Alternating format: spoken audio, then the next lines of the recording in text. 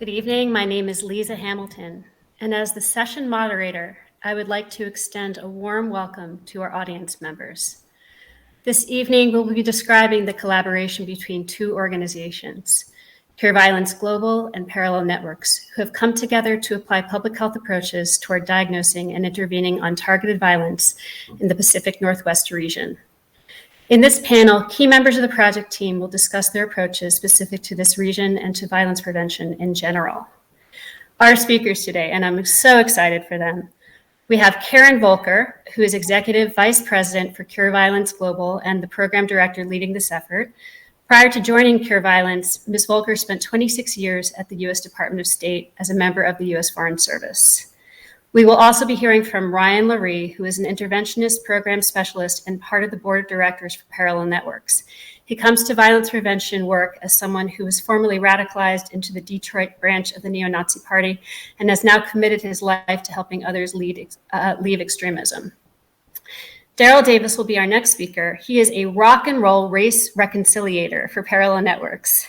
For the past 40 years, aside from being a musician, he has striven to improve race relations by engaging in dialogue with members of the Ku Klux Klan and has indirectly and directly inspired 200 members to leave the Klan.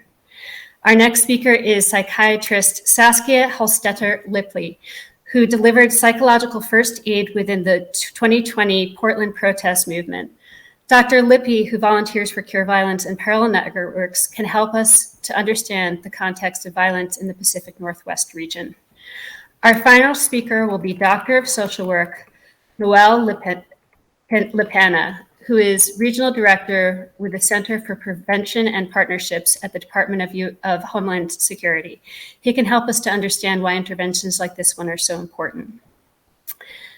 You can probably tell I'm a little nervous because it's been a while since I've spoken like this. And so this is a good moment to say that before we begin, we would like to take a moment to recognize the founder of Parallel Networks, Jesse Morton, who sadly passed away in late December.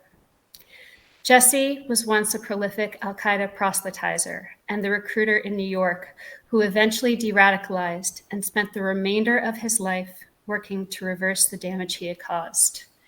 In 2017, he founded Parallel Networks to combat polarization, hate, and extremism at a higher level of consciousness than what created it. For this reason, we want to begin with a moment of silence for Jesse.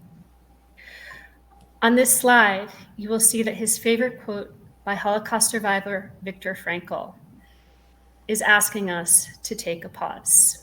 Jesse and I used to call this take a pause. It's particularly important today because today is Holocaust Remembrance Day. So now we're going to look at the space between stimulus and response and take a pause for Jesse in a moment of mindfulness.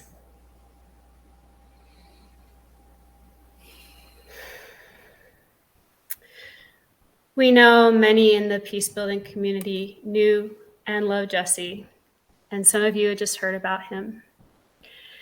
And so before we begin, we all kind of came together and thought we wanted to hear from you for a moment, and we know that you can all speak out to us. But we wanted to give a quick poll to find out where you're at emotionally so that we know sort of where to meet you emotionally during this discussion. Yeah.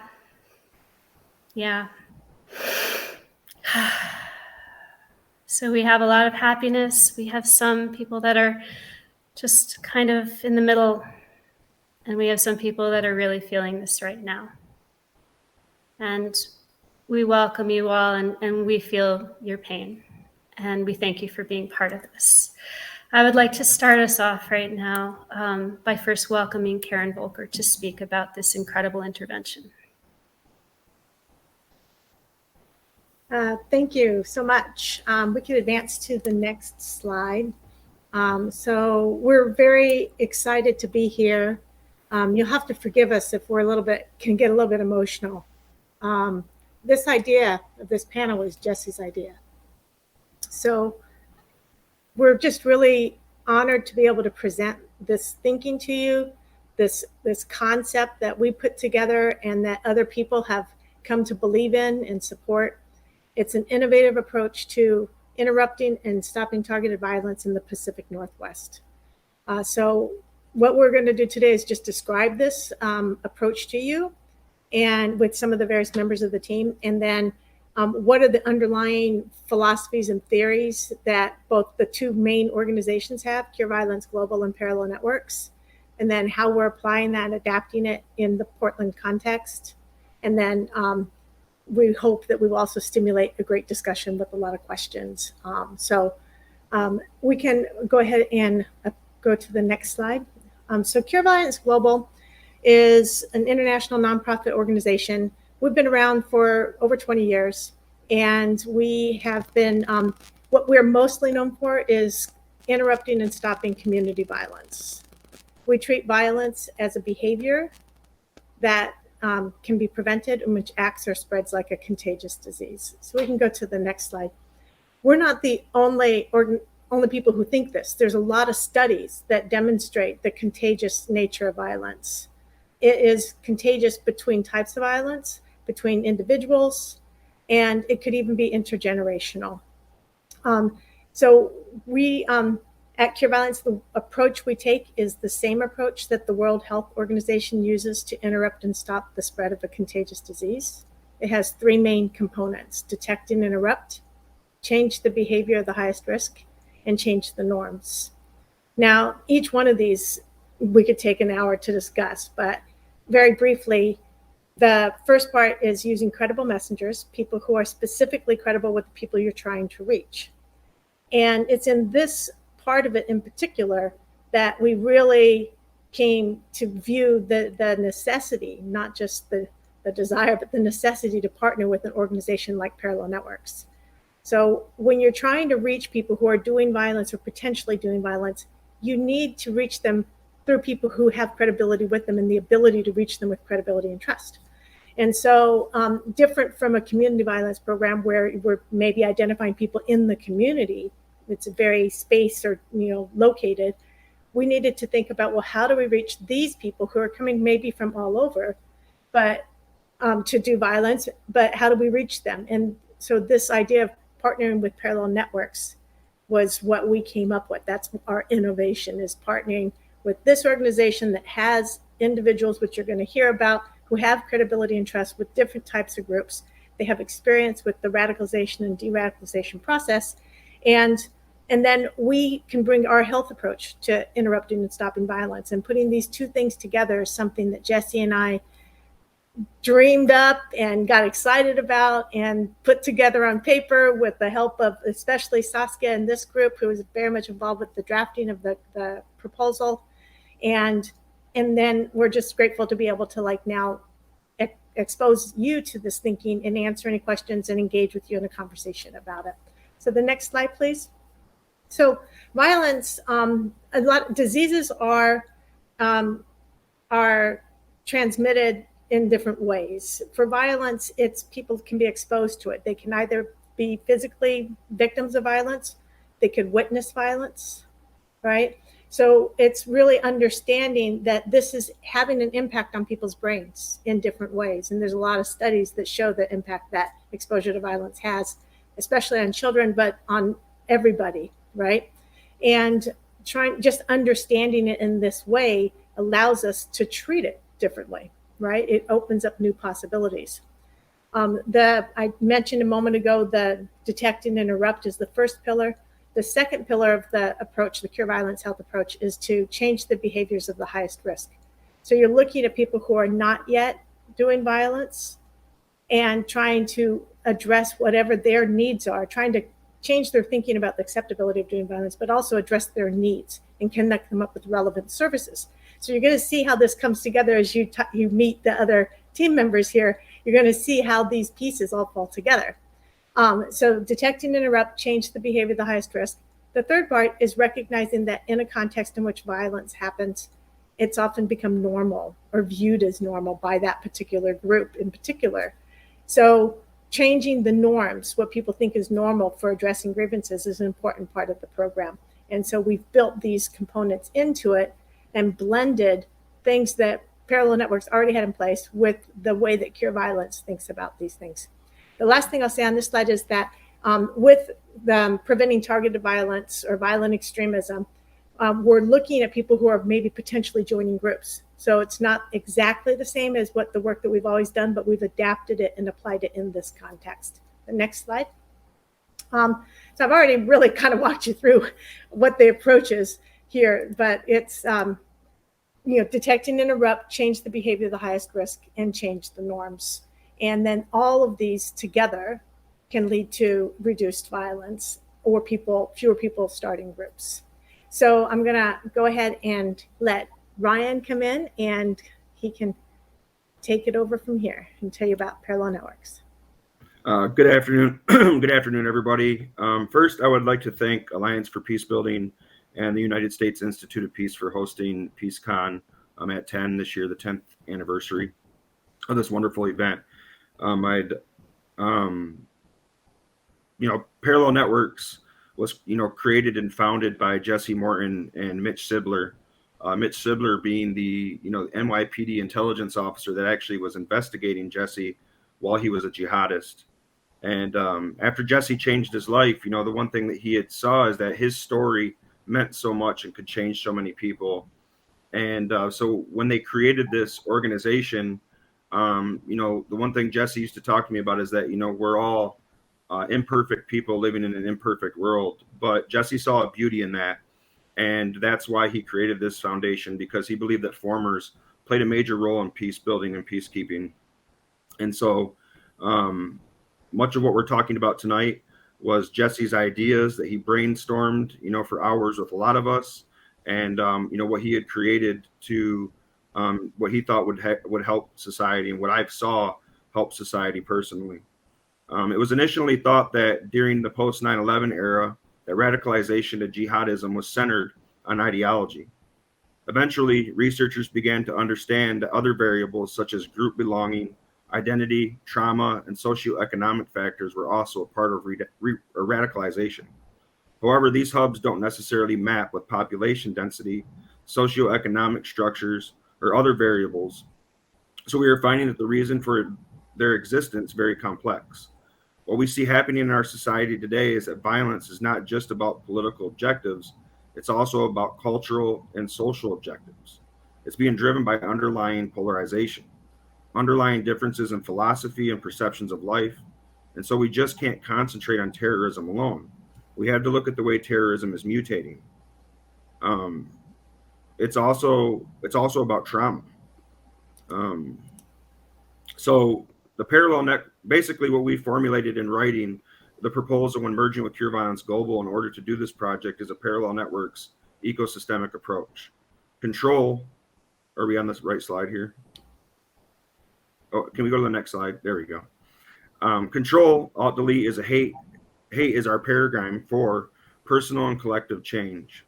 In order for us to get an extremist or a group to reconsider their views and to think differently about particular problem set, we have to get them to control the space between stimulus and response. So the first part of this is control. As a Holocaust survivor, Viktor Frankl put it, between stimulus and response, there is space. In that space is our power to choose our response. In our response lies our growth and our freedom. We have chosen to operationalize Frankl's concept into an approach that incorporates interventions based in practices such as cognitive behavioral therapy, motivational interviewing, the school of heretics and bias, mindfulness, and trauma violence informed care to induce a pause between stimulus and response. So within that first part of our intervention, we focus on mindfulness to recognize cognitive biases. We get people to pause and exercise mindfulness in that space, or we can detect and interrupt potentially violent conflicts. Sometimes this works in the home when you have 6 kids too. Then we have an opportunity to shape that and to alter the course to promote commitment to nonviolence. This is the second part of the intervention, which is alt. Once the space between stimulus and response is recognized, we seek to alter the course to promote a commitment to nonviolence, to exercise empathy and acknowledge that many of the grievances of extremists are real. But that means promoted to address them are counterproductive and shrouded in black and white thinking. We promote higher ideas and ideals and seek to thereby paint grays and provide access to alternative network and a sense of meaning, significance, belonging, and identity to that which extremists offer their recruits.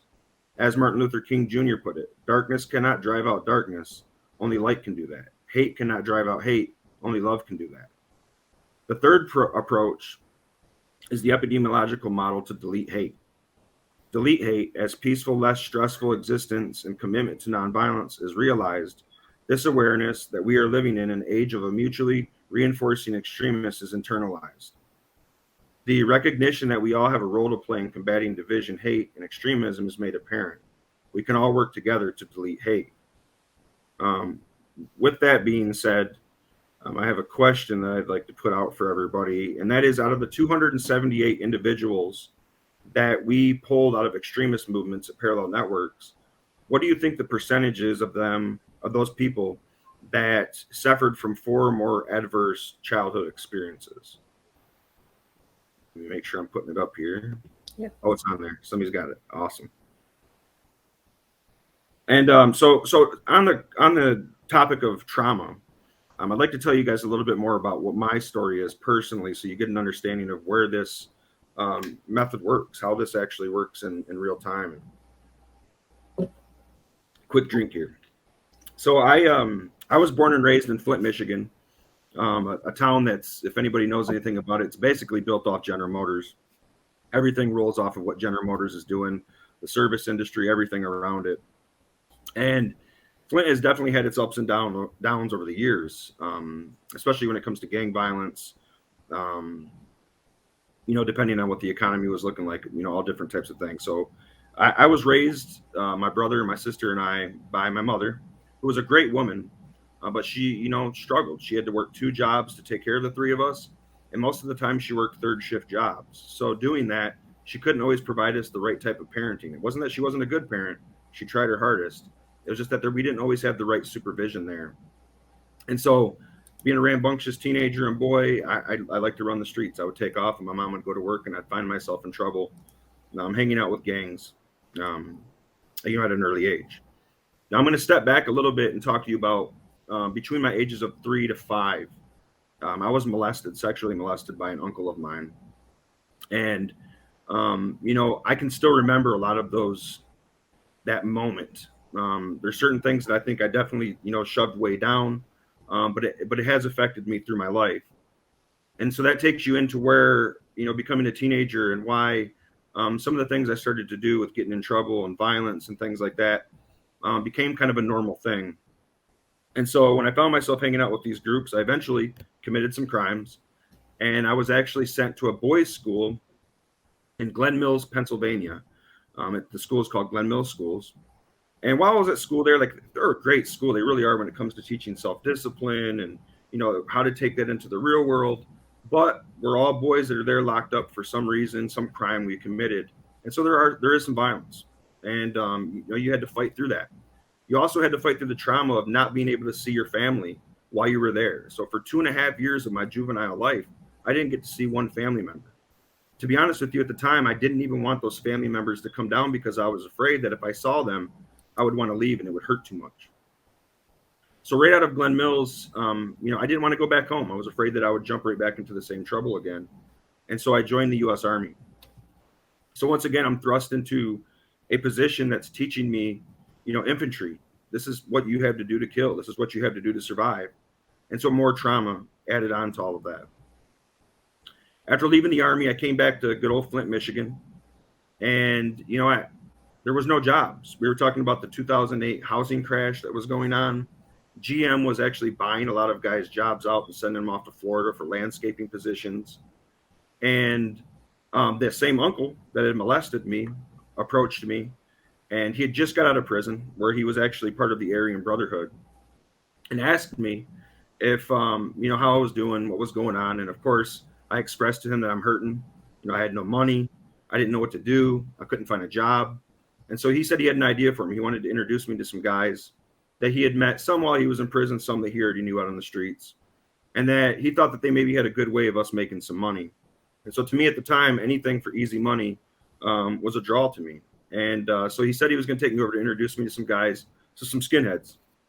And to be honest with you, when he told me that, my fight or flight kind of kicked in for a moment. And I said, should I even go over there with them? Is that even a good idea? But I did. I went with them. And when I got there, I expected that I was going to see these huge tattooed guys, shaved heads, listening to punk music, smashing each other around. But it was actually the complete opposite. It was more of just a bunch of those like working class type looking guys sitting around in a garage having discussions. And Ron Chadwick, who was the leader of, at the time, the name was called the Buick City Boot Boys, approached me. He shook my hand. I remember he only had 3 fingers because a couple of them had been cut off from work accident in the past. And he talked really calm, really light, wasn't very aggressive at all. So he wasn't like this over, his personality didn't overtake the whole room. It was just kind of one of those things that he could sit down and calmly talk to you and ask you about your life. And he did. He asked me, what's bothering you right now? What are you having troubles with? And there was reasons for all of that I didn't know at the time. But he was trying to exploit me and try to use what had happened to me in my life so that he could, try to offer me something that maybe I wasn't getting from the world. I was upset that I had a terrible father, an abusive father. I was upset that I had been abused as a child. I was upset that I had been gone away to the military. And when I came home, I felt like nobody cared about me. I blamed myself. I blamed everybody else. And he knew what to say to me. He knew that I was hurting for money because my uncle had already said something to him. And so he offered me. He said, "Hey, look, I got some things we've been doing on the side. You come out and join us. You start hanging out with us, and we'll get you that money you need. We'll get you off the streets." And so, I joined this group. Never thought in my life that I would ever join a hate group or a gang or anything like that. But he led me in. I believed what he was saying. And so into this process of being in the hate group, in order for us to finance everything, in order for us to grow as an organization, we had to commit crimes. We had to make that money. And so I was actually arrested for committing a crime while I was with the group. During that arrest, I was separated from the group, went to be incarcerated eventually and sentenced. And it was during that time that I want to talk about where your kind of control and alt and delete and things come into play. Because while I was incarcerated, I was vulnerable. I was open. And so I had police officers that were coming down to speak to me about things that they knew about the organization. There was a newspaper article that had came out while I was incarcerated that actually told them that I was the vice president of this organization. And other inmates started seeing that. And I actually was jumped. And I had a cellmate at the time, a very good, really, really good guy. I mean, obviously he had committed some crimes to be where he was at, but he was more about teaching and understanding. And he was empathetic to what had happened to me in my life. And this man was a black man. And so I was really, really surprised to see this guy from a different color as me, somebody that I had just recently in this group hated, be so open and loving and compassionate to me. And that was that first part of understanding and trying to, really open me up into that control between stimulus and response and, altering my course. And that wasn't the only thing. That was just kind of the beginning stage of what I believe was my de-radicalization. After incarceration, I had the judge that had actually sentenced me was a Jewish man. And he also had let me know that I had a purpose, that I had potential to be something way bigger than I was telling myself I could be. And other organizations in the community that said, "Ryan, your story is so important to us. Your story that you can change your life. You can be something other than this." And so I went through a lot of therapy. I went through a lot of psychiatric help. I worked with several different organizations on narrative storytelling. And it took a long time for me to realize that a lot of this hate that I held on to about the world was my own inner hate and the trauma that I had faced in my life. And because I hadn't faced any of that trauma, I was holding on to it and I was just perpetuating it out to the rest of the world.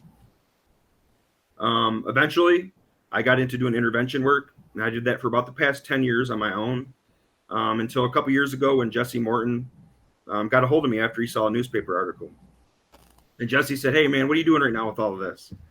And I said, "Look, I'm going to be honest with you. I'm feeling like the CVE works kind of, the world's, we're so polarized, we're so divided. I feel like nobody wants to change anymore."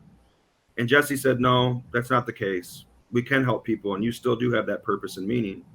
And so he brought me onto Parallel Networks. And so I've been with them for the past 2 years. I'm happy to be here doing the work that we do. I'm happy to have met Daryl Davis, who I call my brother from another mother. And so many of the other people you see on here. Lisa Hamilton, she's my sister. Karen, Saskia, I'm so close to you guys. Noel, we just met, but I love you, brother. And I'm happy just to tell you that I have made a change, and that other formers have made those changes, and that we can still hold people from these organizations if we use the methods that Jesse created, that Cure Violence Global has used, and that's what we're doing in the Pacific Northwest. So I thank you guys, and I welcome Daryl Davis. So, Go ahead, Lisa. I was going to say real quick, Ryan, your story is so inspiring. And the reason it's so inspiring, especially to me, you know, I come from a family with Holocaust survivor trauma like you wouldn't believe. And I just want you to know that having somebody like you just emerge as you do, as what Karen calls a credible messenger, is so important for people like me and my family and our healing. And, you know, just the larger scope of everything, it really is in some ways healing historic trauma. And I just want you to know that. And along those lines of historic trauma, I want to welcome Daryl, who is just an incredible person. I cannot wait to hear what you have to say, Daryl. So if you click on your image, we will be able to see you as big and bright as you are. Thank you, Lisa. Really appreciate it. And thank you, Ryan, you know, for your testimony. And folks, you know, what you're hearing right here live are actual true stories. No, this is not some Hollywood movie or something that is constructed. You know, you're hearing full disclosure, full transparency live. And when Lisa was talking about how Ryan's testimony is so appreciated by her and her family, that is real, you know. And this team here of Karen Volker and Saskia and Lisa and Noel and Ryan and myself, this is a team that has taken it to our hearts to fix the problems in this country and around the globe, because the cures and solutions that we have are universal. So I'll just give you a little bit of background on myself. First of all, I'm age 63, and I started traveling around the world as a child in 1961 and through the 1960s, because my parents were U.S. Foreign Service. So I grew up as an American Embassy brat. Now, today, I'm a professional musician, once again, traveling around the world performing. So when you combine my childhood travels with my adulthood travels, I have now been in a total of 61 countries on 6 continents. I have been to all 50 states and performed. Now, all that is to say is that I have encountered a wide variety of skin colors, ethnicities, religions, cultures, ideologies, belief systems, and all of that has impacted me and who I am today. But I can tell you something, no matter how far I go from my own country, the United States, whether it's right next door to Canada or to Mexico or halfway around the globe, no matter how different the people may be who I encounter, they may not look like me, they may not speak like me or worship like me. When I get back home, I always conclude the same one thing, that we all are human beings. And as such, we all want these same 5 basic principles, core values in our lives. Everybody wants to be loved. Everybody wants to be respected. Everyone wants to be heard. We all want to be treated fairly, and we all want the same things for our family as anybody else wants for theirs. And if we can remember to apply those 5 core values when we find ourselves in an adversarial situation or in a culture or society in which we're unfamiliar, I can guarantee you that your navigation will be that much more positive and that much more smooth. I am a firm believer that a missed opportunity for dialogue is a missed opportunity for conflict resolution. So I have sought out, as a Black man, I have sought out the people who would despise me the most, white supremacists, right? So I went to the belly of the beast, and I still do that. I still attend KKK, Ku Klux Klan rallies, or neo-Nazi meetings, or try to meet up with some of those people, whether it's one-on-one or go to one of their rallies or things like that, and try to sit down and have conversations. Now, many of them will talk to me. Some of them do not want to talk to me at all. And of course, there are those who want to get violent and fight me. I've seen it all. I've seen it all. I've been doing this now for 40 years. So what do I do when I go to one of these types of rallies? If we could show slide number 12, this is what I do at these rallies.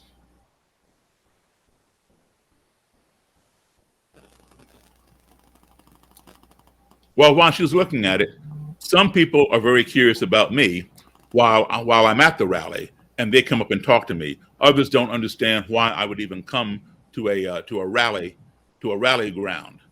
But this is what I do at these rallies. I communicate. I talk. As I said, a missed opportunity for dialogue is a missed opportunity for conflict resolution. That guy that you see me talking to, that Klan leader with the green cross on his mask, when I came on that rally ground, he threatened me. But you know what? That was 5 years ago. And every year since then, he sends me a Christmas present.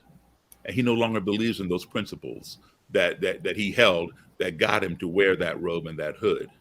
The other guy that you see to my left, he was the leader of that particular Klan group, was known as an Imperial Wizard.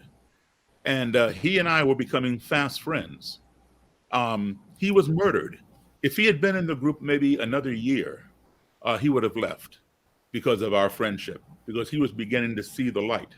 But he was murdered. And it wasn't a black man who murdered him. It wasn't a rival Klansman. It was somebody within. But you know, I went to his funeral. I participated in his Klan funeral. And for that, a lot of Klan chapters began inviting me to some of their meetings and some of their rallies. And I have spoken at Klan rallies and meetings. And my message is this: you know what? Your leader there was killed, was murdered. You know, when you deal in hate, it's going to come back and bite you. And it may not come from the person that you're hating on or somebody who looks like that person. It may come from anywhere. Karma is karma. So when you deal with hate, it will come back and get you. And you have no idea when or where. So I'm a firm believer in having these conversations. And I apply those tools. Now, I can tell you something. Ignorance breeds fear. We fear those things we don't understand. We fear people who don't look like us, don't speak our language, don't do the things we do, and share our culture. Ignorance breeds fear. If you don't address that fear will escalate into hatred because we hate the things that frighten us. If you don't address the hatred, that escalates into anger, which turns into destruction. We want to destroy the things that we hate. Why? Because they frighten us. But guess what? At the end of the day, they may have been harmless and we were simply ignorant. So we spend a lot of time in this country talking about the other person, talking at the other person, and talking past the other person. Why don't we spend a little bit of time perhaps talking with the other person? And another thing we do to try to solve these problems, we're always talking about the fear, the hate, the destruction. I say this: forget about the destruction. That which has been destroyed is not coming back. End of story. Forget about the destruction. That is a byproduct, a symptom of the nucleus, the root cause. Forget about the hatred. That too is a byproduct. Forget about the fear. That too is just a symptom of the nucleus, the root cause. The root cause of all this is ignorance. Ignorance breeds fear, which breeds hatred, which breeds anger and destruction. If you cure the ignorance, then there's nothing to fear. With nothing to fear, there's nothing to hate. With nothing to hate, there's nothing to get angry about and destroy. Now, the good thing is this: there is a cure for ignorance. That cure is called education and exposure. And that's what we're doing. That's what this team that you're seeing right now is doing. That's what I've been doing for 40 years. When you cure that ignorance, through education and exposure, and we can do it. That's where we need to invest our time, our money, our energy, and our efforts. Okay, you're not going to bring back whatever is destroyed. Forget about the hate. Forget about the fear. Go for the ignorance. Let's work on curing that, and we can do it. And as a result of my investing in that time, I'm just going to show you just a little partial collection of some of the things that I've gotten over the years. Next slide, please. There is an array right there of clan robes. And those that have colors on, you see some of the white robes, which are just plain rank and file clan members. The robes with colors on them, those are officers in the clan, leaders. And of course, you see a clan flag there, and you see a neo-Nazi flag next to me to your left with a swastika. The flag is turned upside down because the swastika there is backwards. But anyway, that is just a partial collection of things that I have collected over the years by active members, giving them to me through after our conversations when they realize and they've changed their ideology and they renounce it. They turn over their robes and hoods and neo-Nazi stuff and give it to me. This cannot be done, folks, without education and exposure and conversation, dialogue. And that's what we are doing here today. This team, where we've partnered with Karen Volker and Saskia and Lisa and Ryan and myself and Noel from the Department of Homeland Security, this is what we do. We have in this team by itself, right here, you're seeing psychiatric workers, or you're seeing on the ground interventionists, you're seeing former people who were part of those groups that we're talking about. You're seeing researchers. All of that put together makes the whole spectrum, the whole team. And that's how we address this. And I look forward to hearing some of your questions later on. Thank you very much.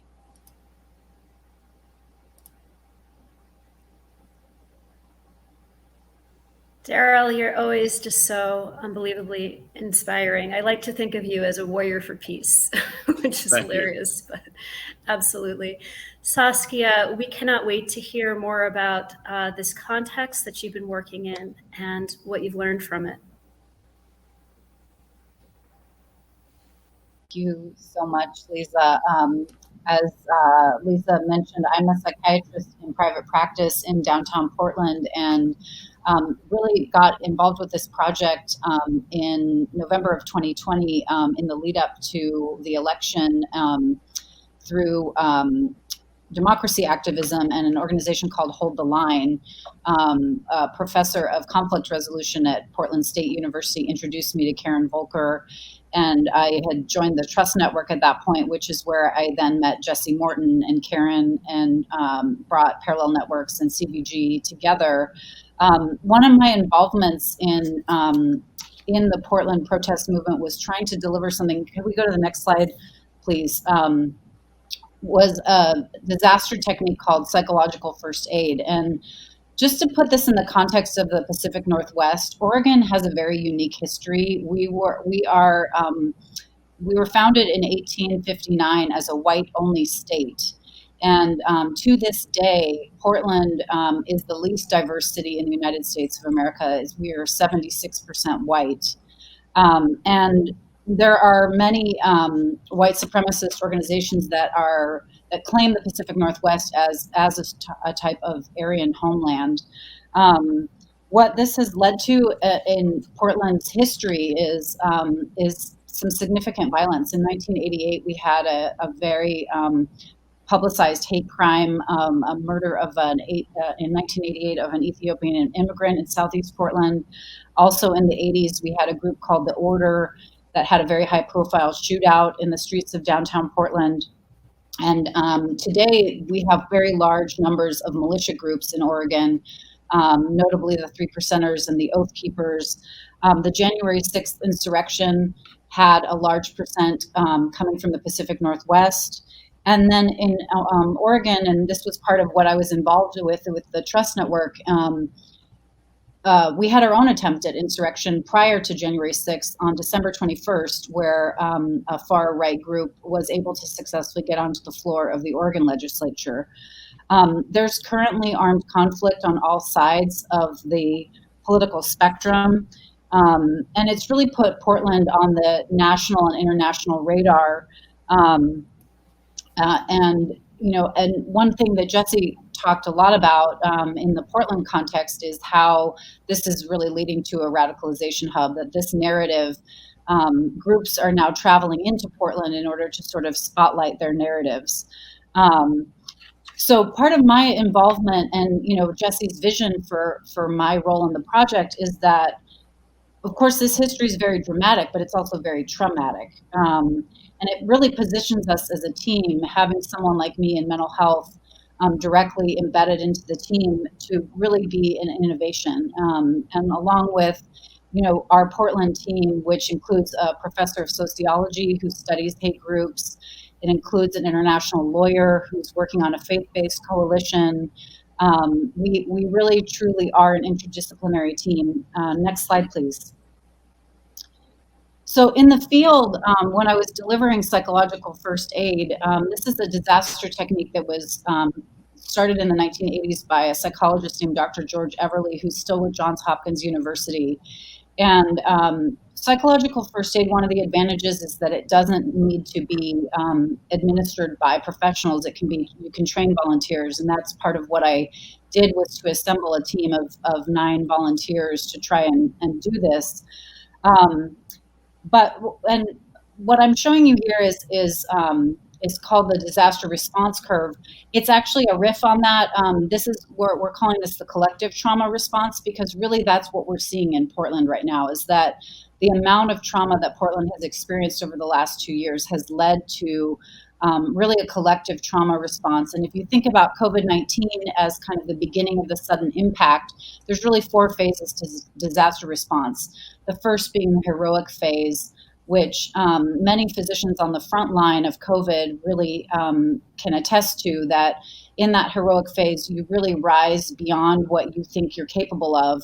You can stay up longer hours, you can work harder than you ever thought possible. But at some point, you're going to crest that curve and you're going to head into the steep down of the disillusionment phase. And this is really where I'd put us in Portland right now. I'm not sure if we've hit the bottom of it or not. But you're not able to leave the disillusionment phase until you're able to admit that no amount of heroics will change what's happened, and you have to acknowledge the grief in some way, which is why in the project we're trying to incorporate faith-based coalitions and some kind of grief ritual. And we're actively working on that right now. So moving then into the rebuilding and restoration phase, you'll see that takes quite a bit of time. You're looking at a span of, on the bottom axis, you're looking at 24 to 60 months. So this is years in rebuilding and restoration until you get to the wiser living phase. And you'll see that curve in the collective trauma response isn't linear. It goes up and down as more things happen. And in fact, what we've been seeing in Portland, I'm actually going to put up a quiz as I talk about this, because Dr. Everly has, excuse me, I'm not in the right place. So let's see if we can get this started. Can you see the answers there? Hopefully you can. As I'm talking, so the question is, which is the most psychologically toxic in the COVID-19 pandemic? And there's really 4 factors that Dr. Everly talks about. He said, directly that he believes the COVID-19 pandemic to be the worst disaster he's ever experienced in 30 years. And really, there's 4 reasons for that. One is the morbidity, how much death that has occurred, not just from COVID-19, but from things like violence, from things like excess cause mortality. We're in the public health field, you'll know there's still a debate going on about how to even calculate that and if the numbers are accurate. The duration of the pandemic, how long this has lasted, we're going into year 3. And the uncertainty, not knowing when that's going to end, and then the lack of emotional support and social isolation. So I see a lot of people answering uncertainty and a lot of people answering lack of emotional support. Psychologically, the uncertainty is actually one of the more toxic factors. Although when you're talking about resilience, social support is actually the biggest predictor of resilience. So, and I would be remiss to, I'm going to end this quiz. Thank you so much for participating. I really appreciate it. I'm going to end with some statistics about what is happening in Portland. Currently, we are undergoing a crisis on many levels. Next slide. Thank you so much. Including we've had a houselessness crisis, having an economic crisis, we're having an epidemic of violence. We've had several disasters. We've had a wildfires in 2020. We've had a heat event in 2021. We've had several cold spells. And I would argue we're also now in the midst of a mental health pandemic. And for this audience, I think one of the most important things to share is that the CDC does a household pulse survey, and and they look at, one of the factors they look at is how many people in the last 4 weeks needed counseling but could not get it. And so this is called unmet mental health need. And Oregon, from December 29th to January 10th, 2022, Oregon actually led the country in unmet mental health needs. We're at 15.7%, and the average is 11.3%. And if you look back at that, Oregon has consistently topped the list for unmet mental health needs. Interestingly, the second is District of Columbia with 14.9%. So when we're talking about political targeted violence, you're seeing this bleed over into other areas in mental health. And then there's also a fascinating survey, which I will put into the chat later, that just came out talking about politics. It's actually titled "Politics is Making Us Ill." And it was a telephonic survey that was done in March 2017 with 800 people, and then repeated again in October of 2020 with 700 people.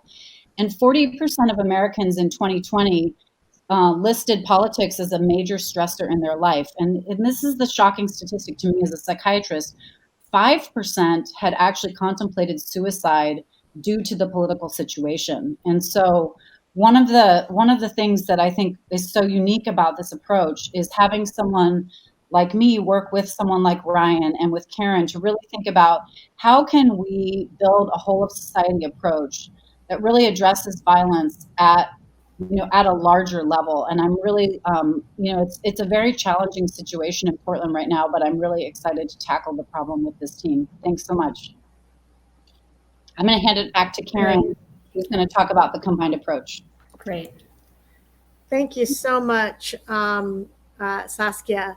We're very excited about this team. I wish we could have had everybody on our team on this panel, but there just isn't enough room. So part of a public health approach is really making sure that the work that you do is grounded in the local environment, right? And in the local community.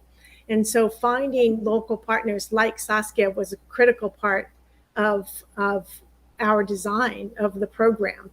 We have other people on the project that are based in Portland, such as a sociologist, Randy Blazak, who's also studied the far right for, I think, close to 30 years.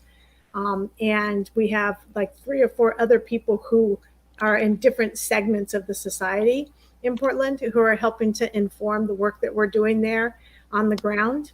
And that's, as I said, a very important part of the public health approach. So when we started this program together, Jesse and I got into a room and had a whiteboard, and next slide, we started to look at what is the Ctrl+Alt+Delete approach and what is the cure violence approach, and how do these things fit together. And it was just so obvious to us how our language, we use different language, but we are saying the same thing. So when you talk about controlling the space between stimulus and response, what cure violence would say is that we need to detect and interrupt violence before it happens. So there's an event, and before people can respond to that event with violence, we interrupt with credible messengers. In the cure violence world, we call them violence interrupters, to prevent that violence from happening, right? So that's controlling that space between stimulus and response. The second thing was altering the course to promote the commitment to nonviolence and to exercise empathy. So we do this with our outreach workers, right? These are people who are credible with the people they're trying to reach, who know them very well, who are viewed almost as mentors to them, right? In some of the surveys or evaluations of cure violence work, the outreach workers have actually ranked number 2 behind the person's mother as the most influential person in their lives, right? So these are people who are extremely influential. They know them well, and they can not only help shape their thinking about the acceptability of violence, or in the case of this kind of like preventing people that targeted violence that's associated with groups that espouse the use of violence, preventing people from joining those groups also is part of what we're focused on, right? In the chat, somebody asked about, well, don't you need to change the social and cultural norms in the society? And we would say yes, and, right? It's not an either or question. You have to do it at the individual level through credible messengers. They talk about it in the parallel networks language about altering the course. We talk about it as identifying, as changing the behavior of the highest risk, right? It's the same idea. We just use different words, but this is why our approaches work so well together and why we're applying them together in the Portland context. The third part is changing norms related to violence, right? In parallel networks, they call it delete hate. They're talking about replacing it with a higher order of consciousness. We talk about it as just changing the way people think about the acceptability of using violence, right? So in each of these areas, it was so easy for us to slap this together. So then we had to figure out, well, what's the design look like when you don't have a specific, like you're not in a neighborhood, like community violence clusters in a neighborhood, right? But we have a data scientist working on our team, and we looked at where do you have the epicenters of this kind of targeted violence, political violence in the United States. And one of those epicenters is in the Pacific Northwest and in Portland metropolitan area. And so because we had begun to have relationships with people there, we began to put together this team. And in an epidemiological framework, you always want to go to where you have the biggest problem and try to stop it there. So this is why we chose the Pacific Northwest. It's why we chose the Portland area. It's why we picked the team members that we have. And it's why we established this partnership, this amazing partnership with Parallel Networks to do this work together. So we're at the very beginning of this process. It's a 2-year grant, and we also have some local stakeholders who have invested in this project and believe in the work that we're trying to do. We have people coming out of the woodwork to volunteer for us as interns in Portland. And so we'd be happy to answer any questions that you might have. I think now Lisa is indicating I should be pulled off the screen. So I didn't want to do that, honestly. Karen, you're so interesting, and this project is so interesting. But we do want to hear from Noelle, and we want to make sure that we have time at the end of all of this for questions from the public. Noelle, can you give us a sense of why this project in particular was chosen to be supported? Sure thing. I just want to give you a quick, for context, background on Center for Prevention Programs and Partnerships in Department of Homeland Security. So we seek a resilient America where localities are united to help end targeted violence and terrorism. We do this through a whole society, multidisciplinary approach whose central organizing theme is the creation and maintenance of local prevention frameworks. So while intervention absolutely is a portion or a possible avenue for us to direct individuals or groups or entities who are mobilizing towards violence, we'd much rather work in the prevention space with that different mindset, and that typically goes back to our work being rooted in social determinants of health.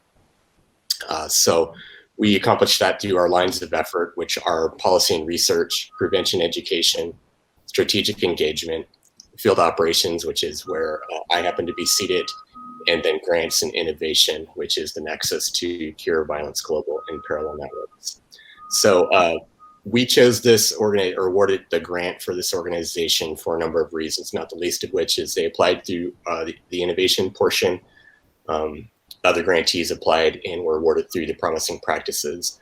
But as a social worker and who in a previous slide, I was a combat veteran and, like Ryan served in the military and took a hard right turn into this field.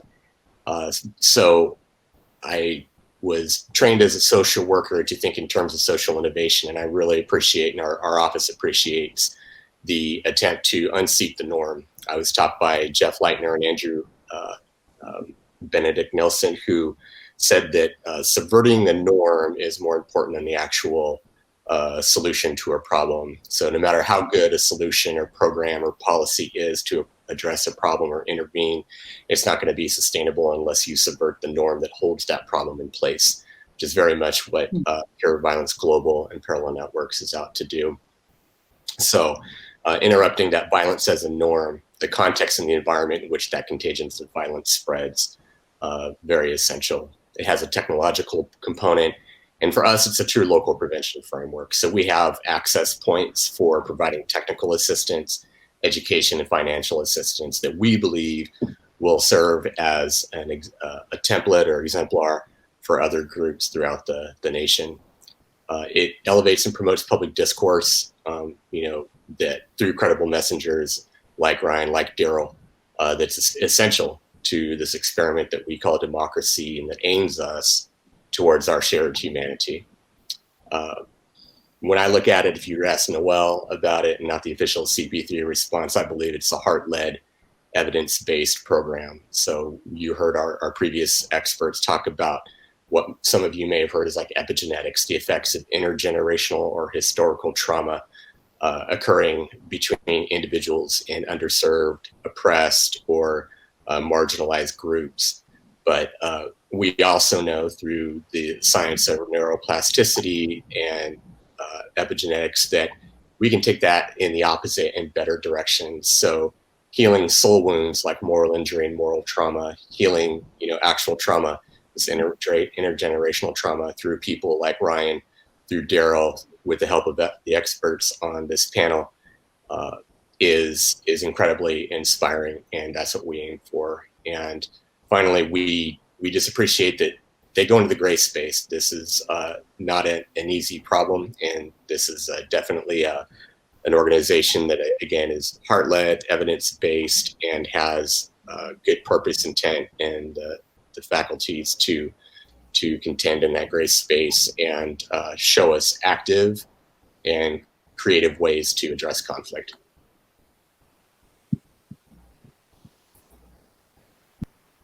That was so eloquent. Real quick. There I am. So I did capture one question from the public. I have a few of my own if people are being shy, but I'd love to hear from you first. This message, or this question, I should say, is for Daryl, and it comes from Gerard. Gerard, how do you manage your own emotions going into environments like the ones that you do? And how do you motivate yourself to attend the next rally or the next meeting of the Klan? And this is something very similar. I had actually written something like this down where I said, how do you manage your own default settings, right? Like it's one thing to be able to kind of understand ignorance on an educational level, but on a visceral level, that can be harder. So that's your question. Oh, we can't hear you. There we go. Sorry about that. I'm not advocating that everybody, leave this Zoom call or this meeting rather, and go out and attend a Nazi rally or a KKK rally. But what has invigorated me is all the years of travel, all the years of exposure that I've had to people from all over the world. And what I concluded that we all are human beings. My first exposure to school in the 1960s was overseas. Because, you go to a country for 2 years, you come back home, you go to another country for 2 years. So I started traveling in 1961 at the age of 3.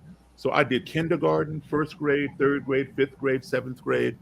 All of my classes, my classmates were from Nigeria, Ethiopia, Czechoslovakia, Japan, Russia, France, Germany, Sweden.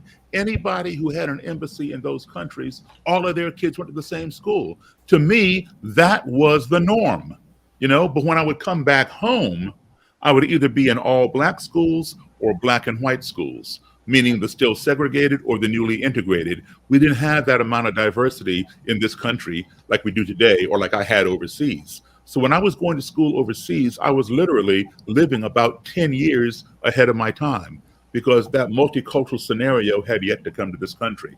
Today, you walk into a classroom, yeah, there are people from all over, but that's not the way it was in the 1960s. But I was already there. So I know it can work. So when I go to these things, and I hear all this negativity, I don't have to steel myself for it or prepare myself necessarily, because I know it can work. I know they have not had the experience that I've had. When somebody has not had the vision that you have, it's kind of hard to show it to them. You have to do it vicariously. And you realize that they're looking through tunnel vision where you've seen panoramic view. All right. So that's the difference. That's why I'm willing to take my time and invest that time to show people what they otherwise may not have experienced like I have. Travel does not make me a better human being than anybody else. It simply gives me a broader perspective. And I'll just close the answers to this question with my favorite quote of all time. My favorite quote of all time is called the Travel Quote, and it's by Mark Twain. And Mark Twain said, "Travel is fatal to prejudice, bigotry, and narrow-mindedness. And many of our people need it sorely on these accounts. Broad, wholesome, charitable views of men and things cannot be acquired by vegetating in one little corner all one's lifetime." And that is so true. And that's what I try to bring to people. And in many cases, it has worked. But there will always be those people who will go to their grave being hateful, violent, and racist. But we don't give up on them. We keep on trying. And those who see the light and come on, people like Ryan Lowry, some of them dedicate their lives, a part of their lives, to helping others see the light. And that's what keeps me going. And the fact that you all came here to hear about this today and learn about this also invigorates me and steels me to go on the front lines and do what I'm doing. So thank you all. Thank you. That is wonderful. And I just want to encourage, if you have any questions, to put them in our chat box, because we are looking at those right now. So I have a question and for some reason I can't jump up onto the screen, but you can hear, there I am. So Saskia, you talk about this collective trauma, that first there's this heroic phase that moves into a disillusionment phase, then to a rebuilding restoration phase, and finally to the wiser living phase. Can you tell us, you mentioned that rebuilding and restoration is really the longest phase. It takes the longest time. Is there any way we in our society can help to accelerate it? Great question, Lisa. I think one thing we're trying to do on the project, I'm going to answer it kind of in a roundabout way, because the short answer is I'm not sure. But in the project, part of what we're trying to do is really engage multiple sectors of society. I think one of the things that you see in Portland that's really happened is that people have lost their social cohesiveness. So for example, as we're doing our faith-based outreach, what we're finding out from some of the faith leaders is that within their own congregations, synagogues, mosques, they have lost contact with each other because of the COVID pandemic. One of the things I didn't mention is that Oregon had the longest lockdown of any city in the country. So our school children missed more school than any kid in the country. And you can really see that impact. So part of how we're trying to accelerate that in Portland is to really engage multiple levels of society and really empower people to see that this is it's a problem for everyone. And even by virtue, so right now we're engaged in community workshops that we're offering for free. We were fortunate enough to get a community grant. to do that. And one of the things we're telling people, in fact, we have one tonight, and one of the things we tell people when they come is just by virtue of coming to this workshop, you're now engaged in the solution to the problem. And I think, in terms of healing that collective trauma, a lot of people I'm finding in Portland don't want to name it. They're just the same way that violence is contagious, fear is contagious. And one of the things we're doing is naming that trauma, right? Naming it collectively for the city. And I think that's why, from my own advocacy standpoint, I've been such a champion of this project because I could see right away that we needed minds like Jesse Morton, minds like Karen Volker in Portland helping us to understand what is happening to us. I knew in November of 2020 something was very wrong, but it took me many months of learning with Jesse and Karen to actually be able to name what that was. So that doesn't totally answer your question, Liza, but those are my thoughts. I thought that was a great answer, Saskia. We have a question from Heidi who asks, and she didn't name who we were asking, so I invite you that if this question reaches you to please just come forward. She asks, what do we do to change community norms? So, hi, I'll start and then I'll hand it over to some of the other team members. Thank you for asking that because we didn't really have a chance to sort of go into all of the different pieces of the project design. But what we're doing, first and foremost, Saskia mentioned that we're holding a series of workshops.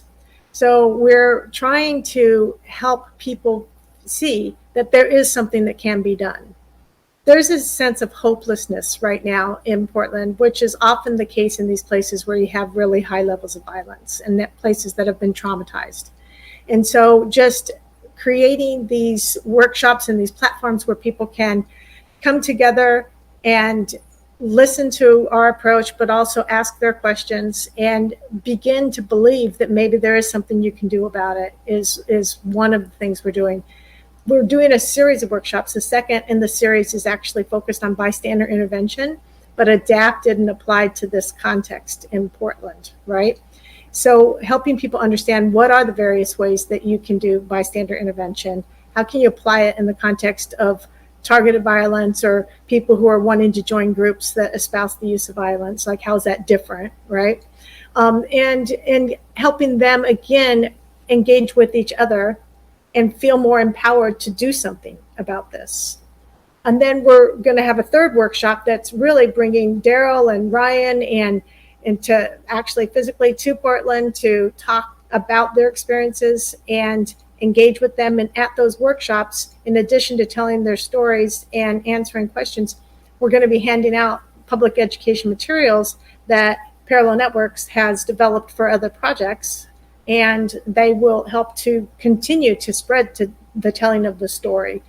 And this is like the beginning of the framework. Then as we learn from these encounters and we build our network locally, we'll be designing other ways of reaching people. So whether we don't know exactly how that's going to be, we are definitely going to be doing some writing of articles that will be published that will talk about the importance of changing these norms. But we may do some out of the box things too. We're just really going to kind of be led by what we learn on the ground. I want to ask Ryan if you wanted to add something there specifically from the Parallel Networks perspective, or any of the other team members.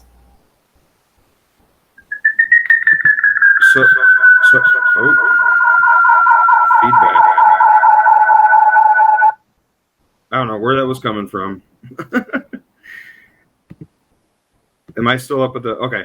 So Karen really did touch on a lot of the ways that will change, the community norms. The biggest thing is really honestly, I think, is through giving the community again a sense of hope. And you can do that through so many different ways. One thing that Parallel Network has done is inspirational articles from people that have stories like Daryl, myself, and other interventionists from both the left side of the political spectrum all the way to the right side of the political spectrum, and showing you that people can really work together if we just sit down and listen and talk to each other. A lot of times these community norms can change when you just go into a community and you're empathetic with those people and listen and understand. It's one of the first things I tell people when I give my speeches is that, empathy, love, and understanding are probably three of the most important words that we could talk today, because we don't use it enough in our communities. And so a lot of what you'll see in the third workshop that we'll be bringing, at first just me and Daryl will be coming out to the community, but then eventually we'd like to bring out a bigger number of our interventionists. As a matter of fact, one of them that'll be coming out with us is actually a Black Lives Matter chapter president here in the local area where I'm from. And he goes into communities and he creates dialogue. He speaks with local sheriff's departments. Matter of fact, there's a story where Black Lives Matter was getting ready to march in Flint, and people were so scared that there'd be so much violence because of it. And the police officer, our sheriff at the time, Sheriff Swanson, actually, they took their riot gear off and they marched together down the street to show that there can be unity between police officers and between, groups like Black Lives Matter and the people that were out there marching that day.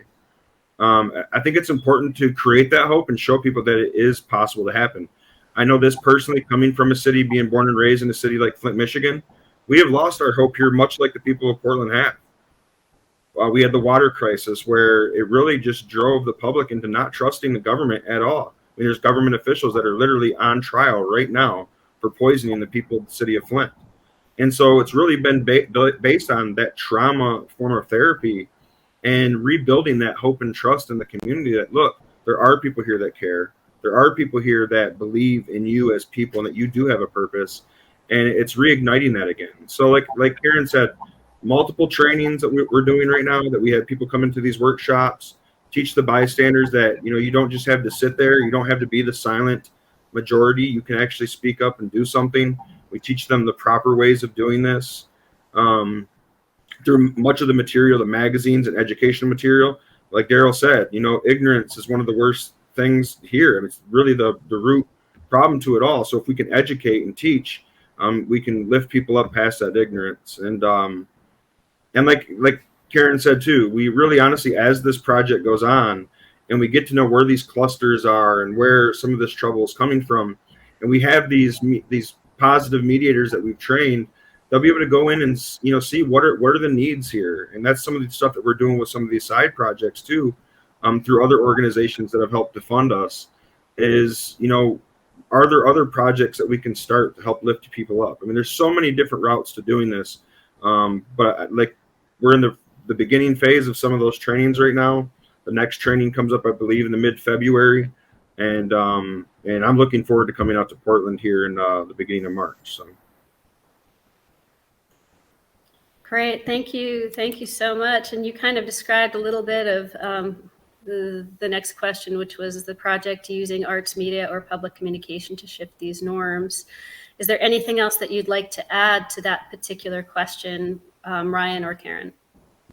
Yeah, I would like to add that, yes, so we use the magazines. We have a magazine that comes out that we're going to print. Actually, we have some printed already from past magazines that we'll bring out to show everybody.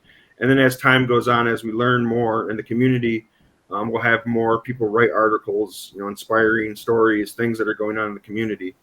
We'll have educational pamphlets and brochures that we do. But we also have parts of like the Save Hate side of Parallel Networks and Cure Violence Global, where we have a hotline set up, for instance, that people can come to if they feel like they have a family member. If they go to the website, and then if they feel like they have a family member that's, they feel like it's being drawn into an extremist organization, or they feel it's going to do some form of violence to a community, or that maybe they're just stressed and they're struggling from some form of trauma, they can come to that 24/7 hotline, call, and one of us will be there to answer that phone and make sure that they talk to the correct person.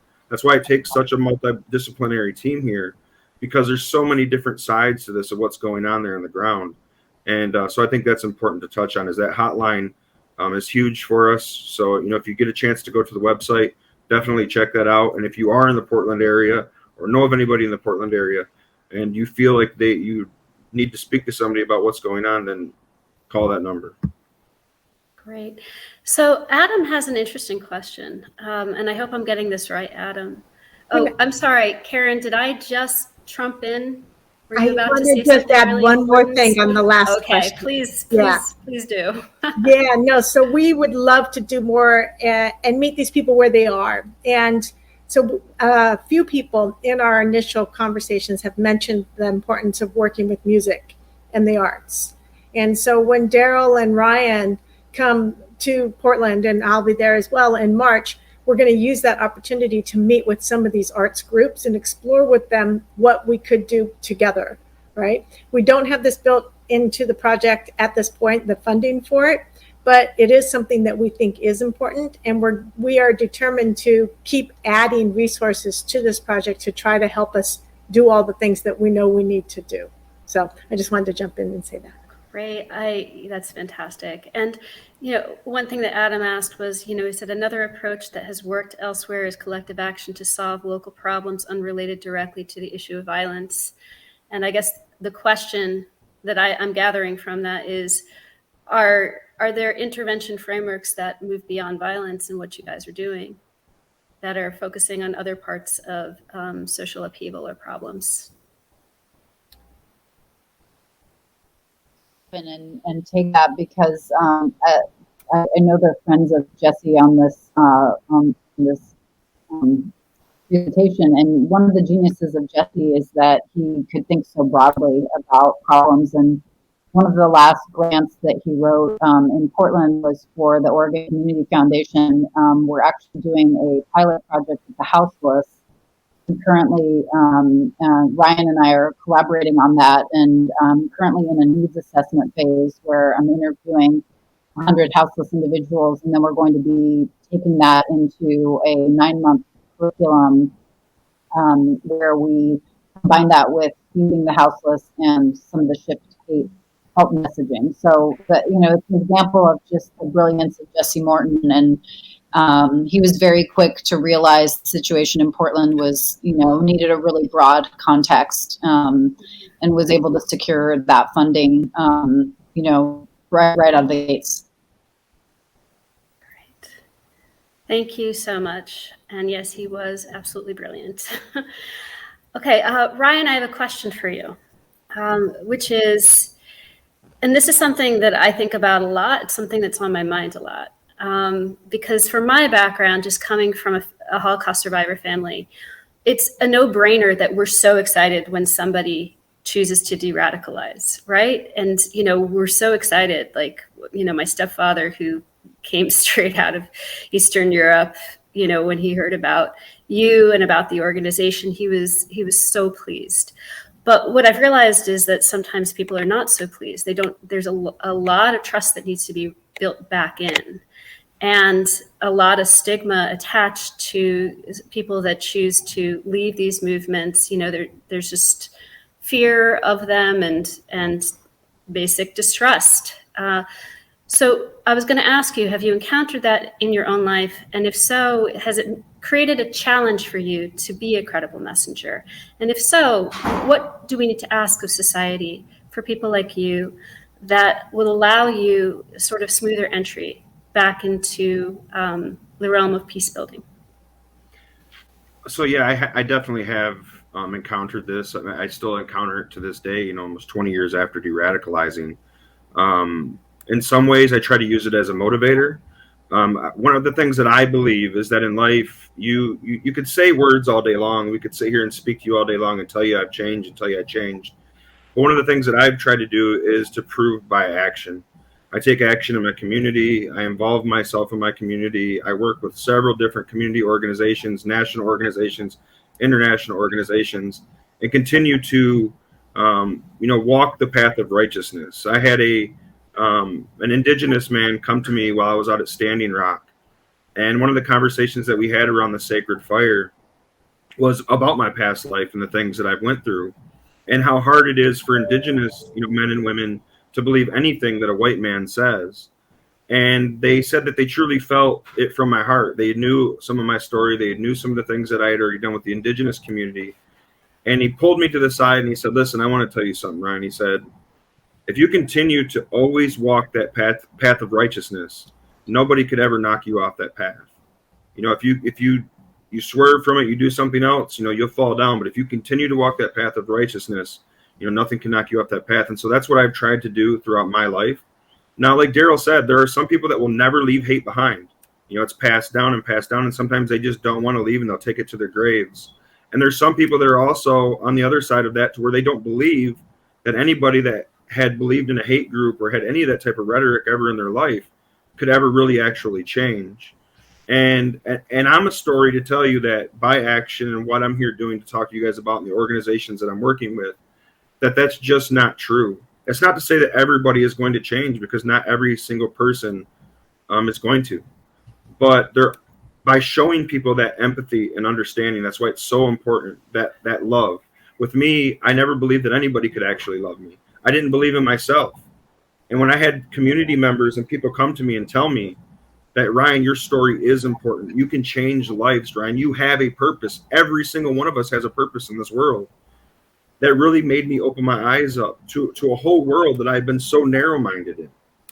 And I think that's so important for the work that me and Daryl do, and so many other formers and interventionists, that we had this understanding that we're all human beings. We are not perfect. And like Jesse and me said all the time in the discussions that we had, we're imperfect people in an imperfect world. There's not one person here that can say they're a perfect person. It's not to say that you joined a hate group, but you're not a perfect person. None of us are. And that's the beauty in it all, is that we have each other to lift each other up when we do fall down. And so, I guess that's the best way I can answer that, is that I will continue to show by action till the day I die. I will continue to do this peace work, because seeing somebody change their lives at the end of the day, it doesn't matter about money. It doesn't matter about where I live or what I'm doing. It's to see that person change their lives and make the same changes that I did. And at the end of the day, some days it can get so emotional that you cry in happiness, because you're seeing it change, not just individuals sometimes, but communities. And that's why I always say love, empathy, and understanding. We educate, we start off by giving that love and the empathy and understanding, and showing that person that they're a human too. And we get them to sit down at the table and show them the things that we have in common, that our differences really honestly can be our strengths. And I think that's what's important about our country and the world, is that in our diversity, it is our strength. It's not our weakness. Thank you so much, Ryan. So I have a question for Noel. Noel, I heard in your speech, and my ears perked up because you mentioned epigenetics and neuroplasticity, and I was very interested in epigenetics, most especially the epigenetics of war trauma.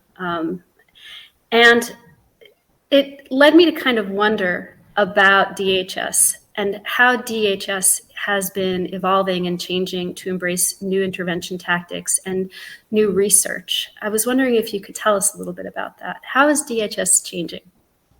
Sure. So I will jokingly say that I think we're on our 6th name change for this office, and we have evolved largely and been shaped largely by our critics, and I say that in a positive way. That we were the efforts of this office in its origin were focused on foreign groups, or had had put out there in a perception that we were worried about the foreign terrorist threat, when there's all of these other groups and individuals within the United States that we should be focusing on. And present a much more, varied and immediate threat. So, we actually, I will point to one example where one of our outspoken critics, with the veracity behind him and the courageousness to point out a lot of the things that he thought we could be doing better. His name is Kareem Shora, and he was from the Arab Muslim American community. And DHS finally said, well, Kareem, why don't you come work for us and help us solve these problems? And he did. I had the pleasure of working with him when he moved over from our Civil Rights, Civil Liberties office into CP3 for 6 months. And we were able to sit at his feet for a while. And I think one of the ways that I wish people, the American public, would see that we, for as dysfunctional as we can be, and as far as convoluted each of these agencies, especially DHS, with its literally hundreds of thousands of employees, can be very efficient. And when people move in and out of our offices and into positions, it's not a goodbye. It's I'll see you later, and we always have direct access to them. So having those types of connections and relationships is huge and part of our evolution. The shift to the public health approach has altered the way that we hire into this office. So if you were to look at the roster of people in our office, yes, we have, some former military, we have people from other intelligence directives, but largely it's educators, researchers, former elected officials, health experts, public policy experts, and again, we're looking to aim or to hire people like Saskia, people with public health backgrounds, other social workers like myself. In fact, I have an intern working for me now who's pursuing his advanced social work degree. And so I think that the composition of our team is changing in accord with our mission, and we're setting that up correctly. And some of the other evolution is just, I think, a really big push for transparency and inviting our critics into our camp so that we are in dialogue. Like Daryl says, missed chance of dialogue is this huge, missed opportunity for humanity. And when we are able to have the discussions and have the hard conversations and, take the criticism and really empower the citizens who we work for to help shape, our efforts, I think that's a positive evolution. I think the last is just really the huge deference to the locals, Cure Violence Global, Parallel Networks, our Bay Area UWASI down here in California. I work with a group of called the Falastiga o Uso movement, which is a group of former Samoan gang members and incarcerated individuals who now are peace activists. And you talk about credible messengers. We rely on them to reach the NHPI, API community in ways that I think what people might think in terms of established institutions going out to do intervention work or prevention, cannot do. So we really defer to and depend on the locals and our grantees to give us their best social innovation solutions and to simply provide that technical assistance, financial assistance, and tools from our side of the government. Thank you so much. Karen, I just have one quick question for you, but I think it's an important one, which is, you've been so on top of the understanding of public health approaches toward violence prevention. I was going to ask you, what inspired you to move in this direction? Wow. For Cure Violence Global, we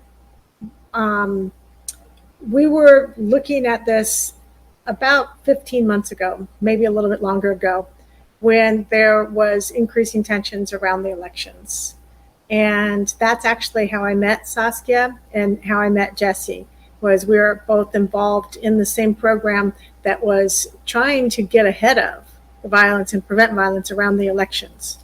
And in doing that, and of course, from Cure Violence, one of the main things I do at Cure Violence is think about how to adapt and apply the approach to other contexts, other social and cultural contexts, and other types of violence. So it's been part of my mandate at the organization to always be thinking outside the box and trying to figure out what else could we be doing with this health approach.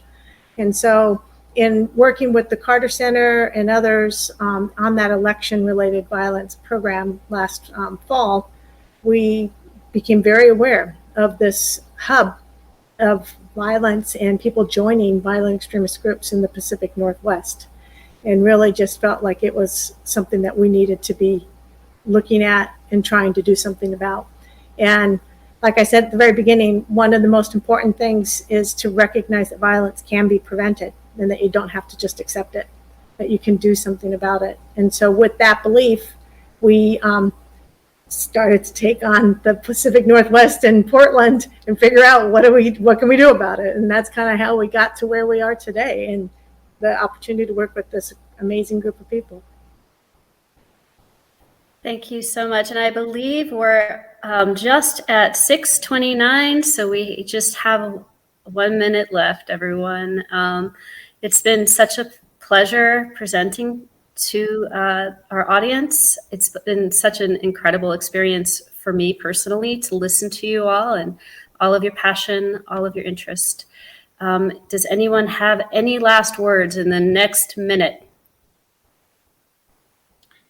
Just remember that, remember tomorrow at 8:45, Jesse will be receiving the Melanie Greenberg Peace Award. If you can tune in, if you've been here tonight and you'd like to see that. And remember that none of this would be possible if it wasn't for Jesse and Karen coming together. And I think that's probably one of the most important things for us to remember in this, and to keep his work going and his legacy, going through that. And so I appreciate all of you being here. And I know he is happy watching all of us, still continue on this work. So.